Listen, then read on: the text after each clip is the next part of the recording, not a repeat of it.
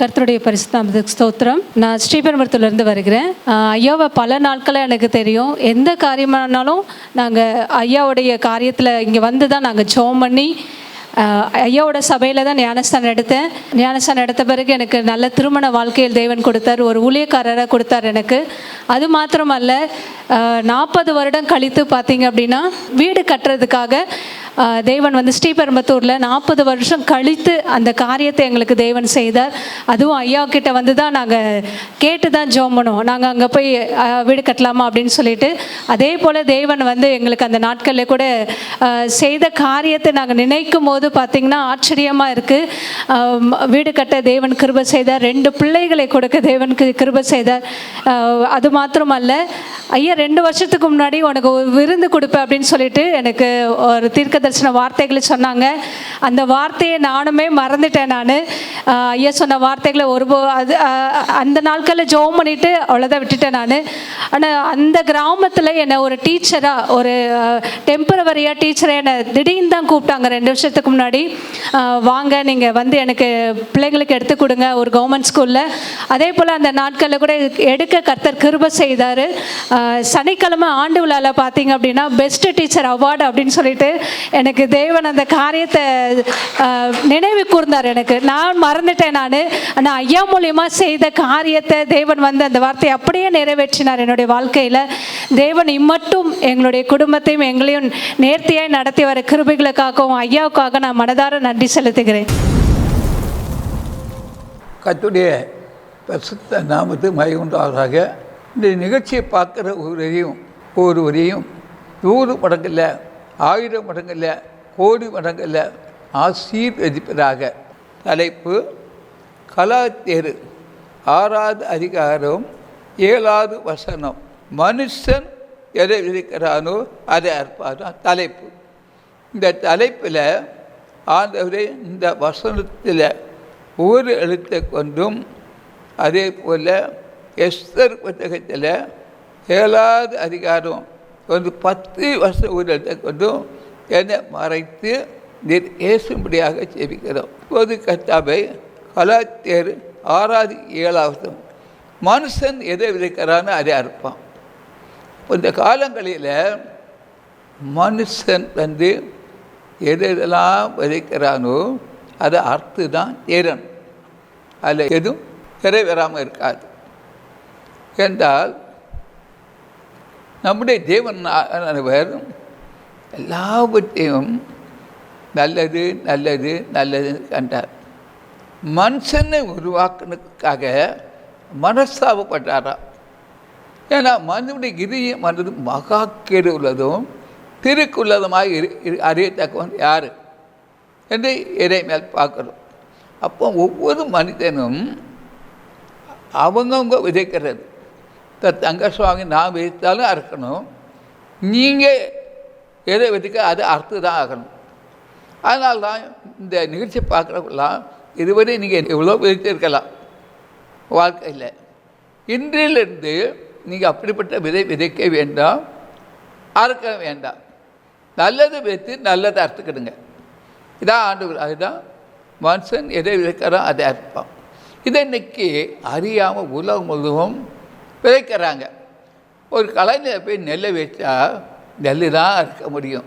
அதே போல் என்ன நம்ம விதைக்கிறோமோ அதை அறுப்போம். நெல்லை வச்சுக்கிட்டு வேற ஒன்றும் அறுக்க முடியுமா? முடியாது.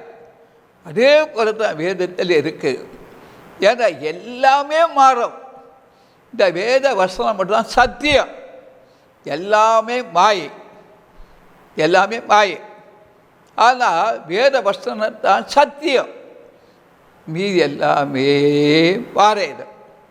அதனால் மனுஷன் எதை விதைக்க அறுப்பான். நாம் நல்லதை விதைத்து நல்லதை அறுப்போம். ஏன்னா ஆண்டு பிரிவில்லாத விதைத்து நான் அறுக்க வேண்டாம். அது நமக்கு கஷ்டமாக தான் வரும். அதே போல் நான் விதைத்தாலும் நான் அறுத்து தான் ஆகணும். நீங்கள் என்ன விதைக்கிறீங்களோ அதை அர்த்தாகணும்.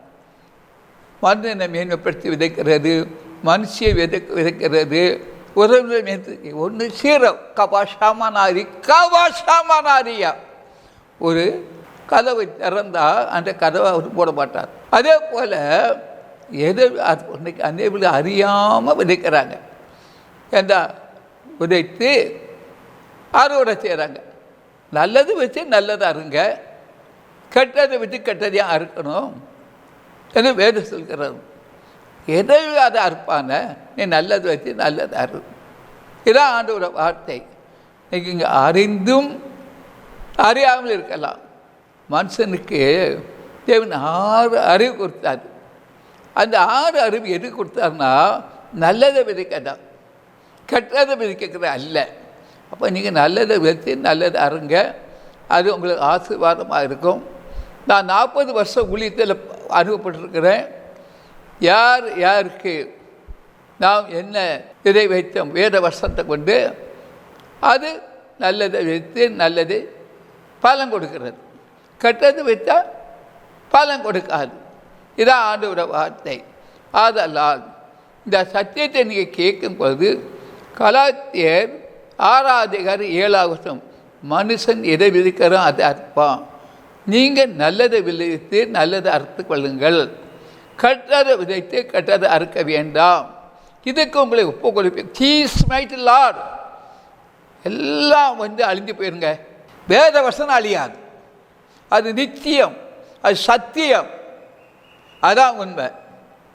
மனுஷன் எதை விதைக்க அறுப்பான். ஏன் நல்லது விட்டு எல்லாம் அறுத்துக்கிடுங்க, இதான் ஆவியானவர் சொல்கிறார். அப்படி இருந்தால் உங்களுக்கு எந்த கஷ்டம் வராது, நன்மை வரும். வேதத்தில் எஸ்தர் புத்தகத்தில் 7வது அதிகாரம் 1 - 10 வரை பார்க்கும்போது இங்கே ஆண்டவருடைய வார்த்தை சொல்லப்பட்டிருக்கிறது. ராஜாத்தியாக எஸ்தருடனே உறுதி பண்ண ராஜாவும் ஆமானும் வந்தபோது 2 விருந்தில் தாசம் பரமாறப்படும் போது ராஜா எஸ்தரை நோக்கி, எஸ்தர் ராஜாஜியே, உன் வேண்டுதல் என்ன? அது ஒரு கொடுக்கப்படும். நீ கேட்குற மன்றாட்டு என்ன? அது ராஜ்யத்து பாதி மட்டும் கேட்டால் கிடைக்கின்றார். மன்றாட்டு வேண்டுதல் என்ன, மன்றாட்டு என்ன? எஸ்தர் ராஜாஜி கிட்ட ராஜா கேட்குறார். ஏன் கேட்குறாருன்னா, மன்றாட்டு என்ன, வேண்டுதல் என்ன? இது இன்னைக்கு உலகத்தில் ஒரு குடும்பமாக இருந்தால் கூட கணவர் வேண்டது என்ன, மன்றாட்டுன்னு கேட்கப்பட்டார். அதை மனைவிக்கிட்ட கேட்கப்பட்டார். மனைவியும் கணவர்கிட்ட உன் மன்றாட்டு என்ன வேண்டதுன்னு கேட்க மாட்டாங்க, பிள்ளை கேட்க மாட்டாங்க. ஆனால் எஸ்தர் ராஜாக்கிட்ட ஏன் அந்த ராஜா கேட்டாருன்னா, எஸ்தர் ராஜாத்தி ஒரு ஜெபிக்கிற மகளாக காணப்பட்டாள். அபிஷேகம் 24 மணி நேரம் எஸ்தர் ராஜாத்தியோடு இருந்தது. அதான் ராஜா, உன் வேண்டுதல் என்ன, உன் மன்றாட்டு என்ன, நீ ராஜா பாதி கேட்டாலும் நான் கொடுக்கங்கிறார். ஜெபிக்கிறனாலே எஸ்தர் ராஜாத்திக்கு ஏசப்பா கண்களில் தயவு கிருபை கிடைக்குது. நம்முடைய வாழ்க்கையில் நம்முடைய வேண்டுதல் என்ன, மன்றாட்டு என்ன? பல ஆண்டுகள் நீங்கள் ஜெபிக்கிறீங்க, ஆனால் மன்றாட்டுக்கு பதில் வந்திருக்கிறா, வேண்டுதலுக்கு பதில் வந்திருக்கிறதா என்று கொஞ்சம் யோசித்து பாருங்கள், சிந்தித்து பாருங்கள். ஒரு எஸ்தர் ராஜாத்தியமாகி நீங்கள் இருந்தால் மன்றாட்டுக்கும் பதில் வரும், வேண்டுதலுக்கும் பதில் வரும். ஜீஸ் மைட் லார்ட், இதான் உண்மை. நீங்கள் அன்னையுடைய வாழ்க்கையில் எப்படி ஜெபிக்கிறதுன்னு தெரியாது. அதனால்தான் அது வேண்டலுக்கும் பதில் இல்லை, மன்றாட்டுக்கும் பதில் இல்லை. இப்போது ராஜாத்தியாக எஸ்தர், பிரித் ராஜாவே, உடைய கண்களில் எனக்கு கிருபை கிடைத்து ராஜாவுக்கு சித்தமாக இருந்தால் என் வேண்டலுக்கும் என் ஜீவனும் என் மன்றாட்டுக்கு என் ஜனங்களும் எனக்கு கட்டளையிடப்படுவதாக. அவங்களுக்கு மட்டும் ஜீவன்கள் ஜனங்களுக்கு மன்றாட்டு என்னை பற்றி பாதித்த. நாங்கள் 7 கண்ட மக்கள் இருக்கிறாங்க உலகத்தில். இந்த 7 கண்ட மக்களுக்காகவும் இயேசு சிலுவையிலே ரத்தத்தை செஞ்சு விட்டார். எதுக்கு தெரியுமா? இவரோட மன்றாட்டு ஜெபத்துக்கு பதில் கொடுக்க முடியாதுதான். 7 கண்டத்தில் உள்ளவர்களுக்கும் சிலுவையிலே ரத்தத்தை செஞ்சு விட்டார். ஏன்னா இவங்க மீட்கும் பொருளாக, இவளை தெரிந்து கொள்ளும்படியாக, இவன் அறிந்து கொள்ளும்படியாக அது அப்படி தான் எஸ்தர் ராஜாவுக்கு ஒரு பாறை இருந்தது. அவளுக்கு மட்டும் இல்லை, ஜனங்களுக்காகவும் மன்றாட்டு வேண்டல் மன்றாட்டி பண்ண பார்க்குறோம். நம்முடைய வாழ்க்கையில் நமக்கு அப்படிப்பட்ட ஒரு தர்சனம் இருக்கா? எஸ்தர் ராஜாஜி மாதிரி உலக மக்கள் 7 கண்டுகளும் செபிக்கணும் என்று நமக்கு வாஞ்சை இருக்கா? இல்லை தியாகம் இருக்கிறா? இல்லை உங்களுக்கு தான் ஜெபம் பண்ணிட்டு இருக்கீங்களா என்று? ஆனால் எஸ்தர் ராஜாத்தி அவ்வளோ வேண்டுதல் மன்றாடின அவனுக்கு எதற்காகவும் என்னுடைய ஜனங்களுக்காகவும் தான் மன்றாட்டு வைக்கிறான். அவன் நம்முடைய வாழ்க்கையில் எத்தனை வருஷம் நான் தேசிக்கப்பட்டிருக்கிறோம், பசுத்தாய் நிறுவப்பட்டிருக்கோம், அந்நிய பாசம் நிறுவப்பட்டிருக்கோம், ஞானஸ்தானம் பெற்றிருக்கோம்னு சொன்னால் சுயத்துக்குத்தான் பண்ணிக்கிட்டு இருக்கிறோம். சுயம் சுயம் சுயம் சுயத்தை தான் இன்றைக்கி வெளிப்படுத்திக்கிட்டு இருக்கிறோம். எஸ்தர் ராஜாஜி போல ஜனங்களுக்காக வேண்டல் பண்ணலை, வந்தாட்டு பண்ணலை. இங்கே அடுத்த வருஷம் பகுதி எங்களை அழைத்து கொண்டு நிர்மலாக்கும்படி நானும் என் ஜனங்களும் விற்கப்பட்டோம், அடிமைகளாகவும் வெள்ளாட்டிகளாகவும் விற்கப்பட்டு போனாலும் நான் மௌனமாக இருப்பேன். இப்போதோ ராஜாவுக்கு உண்டாகும் நஷ்டத்துக்கு அந்த சத்துரு உத்தரவாதம் பண்ண முடியாது என்று சொல்கிறாள். அவளுக்கு ஒரு 20 ஜனங்களுக்கு உரமாக சத்துரு இருந்தான். உலகம் முழுவதும் சத்துரு இருக்கிறான், எல்லான்னு சொல்ல முடியாது. இயேசு கூட ஒரு சத்துரு வந்து இருந்தான், யுதாசு இருந்தான். அதே போல் ஒவ்வொருத்தரும் சத்துரு உண்டு. ஆனால் சத்துரு இல்லாத ஒரு வீடு குடும்பம் சபை கிடையாது. அப்போ ராஜாவைக்கு அகஸ்வேரு மறுமொழியாக ராஜாத்தியாகிய எஸ்தரை நோக்கி, இப்படி செய்ய துணி கொண்டவன் யார்? அவன் எங்கே என்றான். அதுக்கு எஸ்தர், சத்துரும் பகைஞனுமாக அந்த மனிதன் இந்த துஷ்டன் ஆமான், துஷ்டனா ஆமான், துஷ்டன் துஷ்டன் என்று சொல்கிறான். துஷ்டன் அப்போ வீட்டுக்கு வீடு துஷ்டம் இருக்கிறானா இல்லையா? குடும்பத்துக்கு குடும்பம் துஷ்டம் இருக்கிறானா இல்லையா? சபைக்கு சபை துஷ்டம் இருக்கிறானா இல்லை? இருப்பான். அந்த துஷ்டனை உரி அடிப்பதற்காகத்தான் எஸ்தர் ராஜா ஒரு மன்றாட்டு வேண்டுதல் மன்றாட்டு பண்ணான்.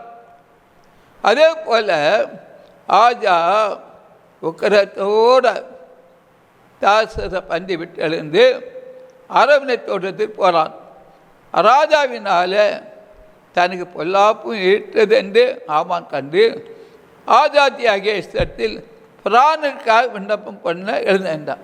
இந்த பிறகு ஆஜா அரவணை தோட்டத்தின் தாசம் பரமாறப்பட்ட இடத்துக்கு திரும்பி வருகையில் எஸ்தர் உட்கார்ந்திருக்க மெத்தையின் மேலே விழுந்து கிடந்தான். அப்போ ராஜா, நான் அரண்மனையில் இருக்கும்போதே என் கண்முன்னே இவன் ராஜாட்சியை பலவந்தம் வேண்டும் என்று இருக்கலாம் என்றான். இந்த வார்த்தையை ராஜா வாழ்ந்து பிறந்த உடனே ஆமான் முகத்தை மூடிப்பட்டார்கள். என்றால் ஒருவன் எதை விதைக்கிறானோ ஆரப்பான். இந்த ஆமான் என்ன செய்தான் தெரியுமா? ராஜாவுக்கு நன்மை செய்கிறவனாய் காணப்பட்டான். மருகதாய் நன்மை செய்கிறவன் காணப்பட்டான். ஆனால் மருகதாய்க்கு மட்டுமல்ல, யூத ஜனங்களுக்கே ஒரு சுஷ்டனாய் இருந்தான். அப்படிப்பட்டதுதான் ஆமான். ஆனால் எஸ்தர் ராஜாவுடைய வேண்டதும் மன்றாட்டும் அவளுக்கும் மீட்பு வரணும், யூத ஜனங்களுக்கும் மீட்பு வரணும். இதான் அவருடைய விண்ணப்பம். அப்போது ராஜா சமூகத்தில் இருக்கிற பாலில் அர்ப்பணோ என்னும் இதோ ராஜாவின் நன்மைக்காக தேசல் மருகதாக்கி ஆமான் செய்வித்த 50 முழ உயரமான தூக்கு மரம் ஆமான் வீட்டு அண்டையில் நாட்டப்பட்டிருக்கிறது. அதுக்கு முன்னே 50 முழ தூக்கு மரத்தை ஆமான் வீட்டை நாட்டி வச்சிருக்கிறான். அதுதான் கலாத்தியர் 6வது அதிகாரம் 7வது, ஒருவன் எதை விதைக்கிறானோ அதை அறுப்பான். ஆமான் மருகதாய்க்கு உரமாக, எஸ்தர் ராஜாஜிக்கு உரமாக, யூத ஜனங்களுக்காக எதை விதைத்தானோ, எந்த தூக்கு மரம் செய்தானோ அந்த தூக்கு மரம் அவனுக்கே வந்தது. அதே போல் இன்றைக்கி துணிகரமாக நிறைய பேர்கள் ஆமான் மிருகதாகி தூக்குமுறை செய்ததுக்கல்ல, வீடுக்கு வீடு, குடும்பத்துக்கு குடும்பம், சபைக்கு சபை, ஊழியத்துக்கு ஊழியத்துக்கு வரமாக தூக்குமுறை செய்கிறாங்க. யாரா வெளிப்பறைக்கு தோத்துறோம், ஆனால் உள்ளான மனம் திரும்பது கிடையாது. விதைப்பாங்க, கண்ணில் எல்லாம் வச்சிருப்பாங்க. ஏன்னா ஆனால் ஆண்டவர் சொன்னார், வாய் விரிவாத்தார நன்மையாக இருக்கணும். ஆனால் வாயை நன்மையால் நிரப்பப்படாது, தீமையால் நிரப்புறாங்க. அதே போல தான் யூத ஜனங்கள் அழிக்கப்பட வேண்டும், மிருகதாய் அழிக்கப்பட வேண்டும், எஸ்ராஜா அழிக்க வேண்டும். ஆனால் ஆமான் என்ன செய்தான்னா, மிருகதாக்கி ராஜாவுக்கு நன்மையாக பேசின ராஜாவுக்கு தூக்குமரம் 50 மணி செய்து வச்சிட்டான்.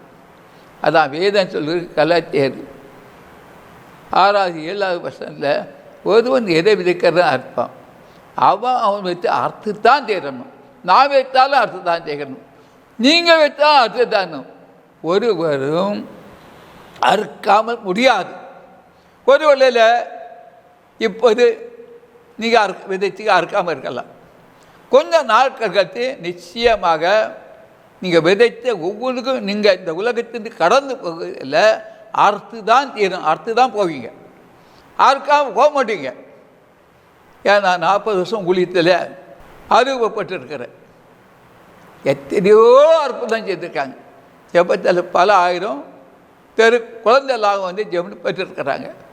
இதில் பார்க்கும்போது ஒருவரையும் காணும். அதான் குறைய சொல்லலை. 2 குடும்பம் மட்டும் வந்து இப்போ அந்த ஜெபத்தை பிறந்த குழந்தை 2 குழந்தை என்ற +2 படிக்க போகுது. அவங்க வந்து ஜெபம் பண்ணிட்டு 2 குழந்தையும் மெடிசன் படிக்கன்னு சொல்லி ஜெபம் பண்ணிட்டு போனாங்க. அதுக்கு ஜெபத்தை பிறந்த குழந்தை தான். ஆனால் அதில் ஆயிரக்கணக்கானவர்களுக்கு நாம் ஜெபம் பண்ணிக்கோங்க, யாரையும் காணலை. எல்லாம் அது தப்பும் இல்லை, அது அவங்க விருப்பம். ஏன்னா இயேசு சுவாமி இந்த உலகத்தை ஊழித்திருந்த ஃபஸ்ட்டு 10 குஷ்டரோகியை சுகமாக்கினார். ஒருத்தன் தான் வந்து நன்றி சொல்கிறான், இது யாரையும் காணலை. ஆனால் வேதம் சொல்கிற நன்றி உள்ளாக இருங்கள், நன்றி உள்ளாக. ஆனால் யார் நினைக்கிறாங்க? அதுக்கு தான் சொல்கிறாங்க. ஆமான போல தான் இன்னைக்கு ஜனங்க இருக்கிறாங்க. மாற்றம் கிடையாது, மனந்தெனு கிடையாது. அப்படி இருக்கும்போது உனக்கு ஒரு நாள் வரும், இப்போது வரனாலும் கொஞ்சம் கழித்து வரும். அந்த நாள் வராதபடி இப்போமே நீ மனம் திரும்பிக்க. நீ எதுவும் விதைக்காத, அடுத்தவங்களுக்கு விதைக்காத. அப்போ விதைத்தா 60 ஒரு நாள் 50 வயசாக இருக்கலாம், இல்லை 60 வயசாக இருக்கலாம். ஒரு நாள் ஒரு முடிவு வரும், அது நல்ல முடிவாக வரணும். யார் நீ ஏன் வச்சு அறுக்க போகிறா? அவங்க வச்ச அறுப்பாங்க. கடைசியில் வந்து உயிர் போகும்போது நீ விதத்தை அறுக்க வேண்டான்னு ஜெபம் பண்ணாலும் உன் ஜெபம் கேட்கப்படாது. தன் பாவங்களை மறைக்கிறவன் வாழ்வு அடைய மாட்டான். யாராக இருந்தாலும் தன் பாவங்களை மறைக்கிறவங்க வாழ்வு அடைய மாட்டாங்க. இன்னைக்கு இப்போ நிறைய பங்களா இருக்கலாம், நிறைய வீடு இருக்கலாம், பெரிய தோட்டம் இருக்கலாம், நிறைய வாங்கலாம். இது ஒன்று ரசிக்குமா? ஒரு நாள் ரசிக்காது. இயேசு ஒருவர் தான் ரசிப்பார். அதுதான் உனக்கு சிலுவையிலே உனக்கு மட்டும் இல்லை, தங்கசாமி ஊழியக்காரருக்கு மட்டும் இல்லை, தத்த சின்ன அவர் தான் மீட்பார். அவர் தான் ஒரு மீட்பை கொடுத்தவர், வெற்றியை கொடுத்தவர். வேறு யாருமே கிடையாது. எப்பேற்பட்ட மனிதனும் சில சூழ்நிலைகள் சந்தங்களும் மாறி போயிடுவாங்க. ஆனால் இயேசு கிறிஸ்து நேற்றும் என்றும் பாராதவர். இப்போ நீ அவருக்கு கொஞ்சம் கொடுத்து, ஏசப்பா நான் இதுவரை அதிகமாக விதைத்து விட்டேன், உணவுவிட்ட விதைத்து விட்டேன், ஊழியக்காட்டை விதைத்து விட்டேன், தேர்ந்த விதைத்து விட்டேன், இல்லை அர்த்தங்களை சேர்த்து விட்டேன். இதுக்கு எனக்கு கடைசியில் நான் வைத்து அறுக்கக்கூடாது. நீ மனம் திரும்பி விட்டால் மீட்பு வரும், இதெல்லாம் வராது. ஏன்னா எல்லாமே மாயை. எல்லாமே மாயை. இயேசு தான் மீட்பர். அவர்தான் எனக்காகவும் உங்களுக்காகவும் சிலுவையில் எல்லா ரத்தத்தை சென்று விட்டார். இதை மீட்பை தந்தார். அந்த மீட்பை கொடுத்தனால்தான் எஸ்தர் ராஜாத்தி யூத ஜனங்களுக்காக வேண்டுதல் பன்றாடு ராஜா கிட்ட அகசூர் ராஜா செய்கிறான் செய்யும்போது. ஆனால் ஆமான் எங்கே சாத்தான். ஆமான் சாத்தான். ராஜாவுக்கு நன்மையாக பேசினார். அவன் தூக்குமரம் செய்து வச்சுட்டான். இன்றைக்கி உங்கள் வீட்டுக்குள்ளே உறவினர் தூக்குமரம் செய்திருப்பாங்க, தெரிஞ்சவங்க தூக்குமரம் செய்வாங்க, செய்வினால தூக்குமரம் செய்வாங்க, மாந்தத்தினால சூன்யத்தினால சூழ்ச்சி செய்வாங்க, நல்லா நடிப்பாங்க, நல்லா நடிப்பாங்க. இதெல்லாம் நம்பாதுங்க. என்றால் அதுதான் இயேசு எல்லாவற்றையும் நல்லன்னு கண்டார். ஒரு ஆடு மாடு கூட நன்றி உள்ளதாக இருக்கும். ஆனால் மனுஷன் நன்றி உள்ளவங்க இருக்க முடியாது. 40 வருஷம் உழைத்த 2 குடும்பம் நன்றி சொன்னாங்க. ஐயா, இந்த ஊழியத்தை தவிர்த்த குழந்தைகள் எந்தெந்த குழந்தைக்கு மெடிசன் படிக்கணும், அதுக்கு மெரிட்டில் சீட்டு கிடைக்கணும்னு வந்தாங்க. இந்த குழந்தை ஜெபத்து பிறந்தது பல ஆயிரம். அதுக்காக நான் குறை சொல்லலை. வேத வசந்த பிரகாரம் 10 குஷ்ட ரோகியில் ஒருத்தன் தான் நன்றி செலுத்தலாம். அது உண்மை தானே? சத்தியம் உழைக்கும். இதான உண்மை. அப்போ அந்த 2 பேர் நன்றியில் காணும். ஏன்னா அதனால்தான் தேவன் மனுஷன் அவனுடைய சாயலாகத்தான் உருவாக்கினார். உண்மைதான். ஆனால் மனிதன் மனசாகப்பட்டார். மனிதன் அவ்வளவுதான், மனுஷி அவ்வளவுதான் என்றால் அதான். அதே போலதான் பெருவதாகி நன்மையாக பேசின பெருவதாகி தூக்குமரம் செய்துட்டான். ஆமாம். அதே போல ஒவ்வொரு வீட்டில் ஆமாம் இருப்பானா இருக்க மாட்டானா, ஒரு சபையில் ஆமாம் இருப்பானா இருக்க மாட்டானா, துர்செய்தியை சொல்லுவானா சொல்ல மாட்டானா, தெரிவான். ஆனால் நீ எதை விதைக்கிறாயோ அதை அறுப்பாய். நீ இந்த உலகத்தை விட்டு கடந்து போகிறதுக்கு இல்லை, கலாச்சாரம் 7 வருஷத்துக்கு பாரும், நீ அறுத்து தான் தீரணும். அறுத்தப்பறம் தான் இந்த உலகத்தை விட்டு கடந்து போவான். இன்றைக்கு இருக்கக்கூடிய வச்சு நீ மேன்மை பாராட்டு ஒன்றுமே கிடையாது. வசனம் சத்தியம் நித்தியம் எல்லாமே மாறும். ஆனால் வசனம் மட்டும், இந்த வசனத்தை யாருமே கட்ட முடியாது. 7 கண்ண மந்திரவாதியும் கட்ட முடியாது, சூரியக்காரனும் கட்ட முடியாது, மீ எல்லாம் கட்டலாம். ஆனால் இந்த வசனம் கட்டு அவிழ்க்கப்படும்.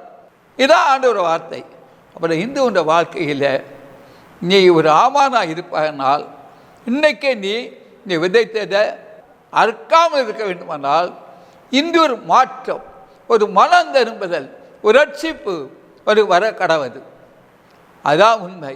யாராக இருந்தாலும், பிரசத்தி பெற்றவர்களாக இருந்தாலும், நேர்மையானவர்களாக இருந்தாலும் சரி, என்றால் யாராக இருந்தாலும் சத்தியம் நிச்சயம். இதை யாரும் மாற்ற முடியாது. இது முளைக்கும். உலகத்தில் உள்ள எல்லா விதையும் முளைக்காது. ஆனால் வசனம் மட்டும் உழைக்கும். அது உயிர் இருக்கிறது, அது நிச்சயம். எதை கொடுத்தாங்க? அதுதான் 6வது 7வது வருஷத்தில் ஒரு எதை விதைக்க அறுப்பான். ஞானி விதைக்கணும், ஞானி அறுக்கணும். கொஞ்சம் சிந்திச்சு பார். ஒரு இன்னைக்கு நீ செழிப்பாக இருக்கலாம், பல வீடுகளை வச்சுருக்கலாம், பல பங்களா வச்சுருக்கலாம், பல தோற்றங்களை வச்சுருக்கலாம், ஏன் படிப்பு இருக்கலாம். இது உன்னை வழி நடத்துமா? ஒரு நாள் நடத்தாது. எல்லாம் ஒரு நாள் உலகத்தை கலந்து போயிடும். ஆனால் இயேசு தான் மீட்பர். இன்று உன்னுடைய வாழ்க்கையில் ஒரு மாற்றம் தேவை, ரட்சிப்பு தேவை. நீ எதை வச்சதையோ அதை அறுக்காமல் இருக்கணும்னா நிச்சயமாக மனம் திரும்ப தேவை. இப்போ அந்த நிகழ்ச்சியை பார்க்குறவங்களுக்காக 7 கருத்து பார்க்குறேன், ஜெபிக்க போகிறேன். ஆபத்து கொஞ்சம் 7 கர்த்தராகி ஆண்டவர் தீர்க்கதரிசிகளாகிய ஊழியக்காரர் தமது ரகசியத்தை வெளிக்கர்த்தான் ஒரு காரியம் செய்ய. ஒரு அற்புதமாக, 2 அற்புதமாக, 3 அற்புதமாக, 4 அற்புதமாக, எல்லா அற்புதம் ஆண்டு செய்கிறார். பழி சொல்லுக்கு ஆளாகாதபடி ஒரு தன்னை காத்துக்கொள்ளுங்கள். அடுத்த கொடுத்து விதைக்காதுங்க. விதைத்தா பழி தான் வரும். நியாயாதிபதி புஸ்தகத்தில் சிம்சோன் தெளிலாளி மூலம் என்ன செய்தான்? தெளிலால் விதைத்தாள். அதை அவன் அறுத்துட்டான். அதே போல் நீங்கள் அப்படி இருக்க வேண்டாம். கர்த்தருக்கு பிரியமான ஒரு மகன் மகளாக ஒரு மாற்றத்தோட திரும்புங்க. உலகம்ல என்ன நடக்குது என்று உலக மக்கள் அறியக்கூடிய நாள் அறிஞ்சிக்கிடுங்க. மிகாவேல் தூதன் எது சொல்கிறான், ஒவ்வொருவரும் மனம் திரும்பி சுவிசேஷத்தை முழுமையாக ஏற்றுக்கொள்ளுங்க. ஒரு பெரிய பாம்பு உலகத்தில் இருக்குது, அது அழிக்கப்படலை. அது அழிக்கப்படணும்னா ஜெபத்தினால் அந்த பாம்பை அழிக்க முடியுமே தவிர யாரை வச்சா அழிக்கப்படாது. உலகத்தில் எந்த அழிவு இருந்தாலும் ஜெபத்தில் அழிக்க முடியுமே தவிர வேற வச்சு அழிக்க முடியாது. பெரிய பாம்பு. ஆனாலும் தேவன் உங்களை பாதுகாக்கிறார். மிகாவேல் தூதன் சொல்கிறான், ஒரு ஆவி இந்த உலகத்தை இருக்க தெரியுமா, அசுத்தாவி. அது போகணும்னா எப்படி போகும்? ஜெபத்தில் தான் போகும். வேறு யாராலும் போக முடியாது. அந்த அசுத்தாவி போனோம்னா உலகத்தை பெரிய பாம்பு எல்லாரும் ஜெபம் பண்ணால் அந்த பாம்பு தன்னாலே போயிடும், எரிந்து போயிடும், மறித்து போயிடும். அப்போ மீட்பு வரும். அதே போல் ஒரு வீட்டிலையும் தான் இருக்கிறான், பாம்பு இருக்கிறது. அதை கொல்லணும் வேணும்னால் தேய்ப்பயன் 21 சாதி பிசாசு தேவச்சினாலும் உபவாசத்து போகாது. வீட்டுக்கு விட பாம்பு இருக்குது. சில ஆலோசனை சொல்லக்கூடிய பாம்பு, ஆலோசனை சொல்லுவாங்க. பாம்பு ஆலோசனை சொல்லும் மனித உள்ளத்தில். அதை நம்பாதுங்க.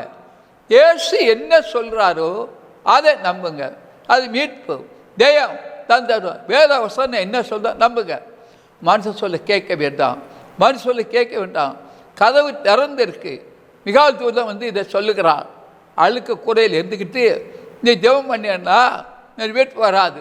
பசுத்தமாக இரு, ரட்சிப்பின் சுவிசேஷத்தை அறிவி, கர்த்தருடைய வார்த்தை கேளு, அதன்படி நட, வளர்ந்தெரும்பு, ரட்சிக்கப்படு, பசுத்தாய் நிரப்படு, ஞானஸ்தானம் பெற்றுக்கொள்ளு, பசுத்தமாறு. புக்கரத்தை நம்பாத, தாத்தா நம்பாத, ஆண்டா சூத்திரம் அவன் கூட வருவாங்க. யூதாஸ் மாதிரி ஏற்று வருவாங்க. நம்பாத. ஒரு நாள் ஒரு காட்டி கொடுத்துட்டு போயிடுவாங்க, நீ அழுந்து போயிடுவாய். அந்த சொல்லுக்கு இடம் கொடுக்காத. இயேசு என்ன சொல்கிறாரோ அதை முடி நட. ஒருவேளை உன் அழகை குறித்து, உன் அந்தஸ்தை குறித்து, உன் ஆசுவாதத்தை குறித்து, உன் வீட்டை குறித்து, அறிவு குறித்து வேணி பாடுற அது ஒன்று சீரோ. ஏன்னா நீ ஒன்று கொண்டு வந்ததும் இல்லை, கொண்டு போகிறதில்லை. இந்த உலகத்தை விட்டு போகும்போது நீ ஒன்றுமே கொண்டு போகிறதில்லை. இந்த எவ்வளவு சொன்ன மாய் நிர்வாணியாக வந்து நிர்வாணியாக தான் போகிறான். அதை மட்டும் நினச்சி பாரு.